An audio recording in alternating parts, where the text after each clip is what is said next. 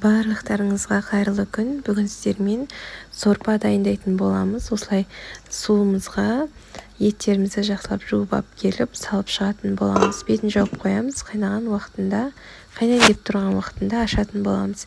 Осындай ноқат қосатын боламыз. Картоптарымызды жуып тазалап алдым. Үлкен көлемде кесіп шығамыз. Сорпа болғандықтан осылай үлкен болғаны жақсы.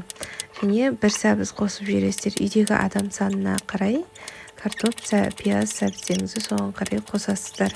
Бір пияз қоссаңыздар жетеді. Барлығын осылай жуып тазалап кесіп қоямыз. Және бір қызанақ қосып жіберсеңіздер де болады. Немесе болгарский бар болса, болгарскийді де қосып жібереміз. Осылай қайнайтын уақытында барлығын бетіне осылай көбігі шығады еттің. Үйтіп сүзіп шығатын боламыз. Қойдың етімен, жылқының етімен, барлығымен жасай берсеңіздер болады. Осылай енді қайнайын деп тұрған уақытында барлығын салып шығамыз.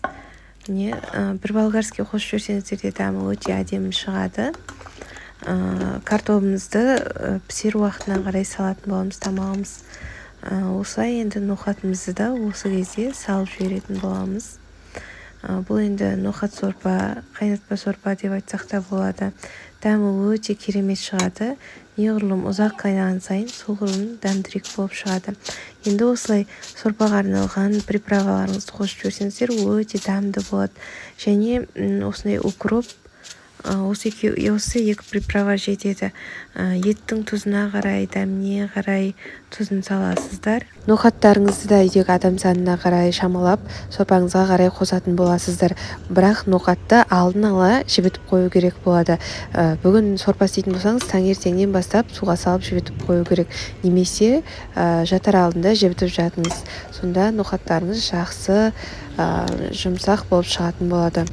Тамағымыз пісер уақытқа бір сағаттай уақыт қалғанда, бір жарым сағаттай уақыт қалғанда картопымызды саламыз. Сорпа неғұрлым көбірек қайнаған сайын соғұрлым дәмдірек болады. Картопты алдын ала салып қоймаңыздар, осылай бір сағат, бір жарым сағат қалғанда салып аласыздар. Тамағымыз дайын болып қалды. Иісі де өте керемет шықты. Осылай енді осының қасына самса қосып берсеңіздер де өте керемет болып шығады. Енді біз дайын сорпамызды құйып ішеміз. Менің каналыма тіркеліп қоюды ұмытпаңыздар. Каналымда көптеген тағамдар, тәттілер түрі бар. Сатылымда жүрген мастер-класстар бар. Міндетті түрде көріп, қазақша контентті қолдай жүріңіздер. Біздің сорпамыз дайын, ас болсын. Сіздермен болған Айтгүл. Менің инстаграм парақшама да тіркелуді ұмытпаңыздар.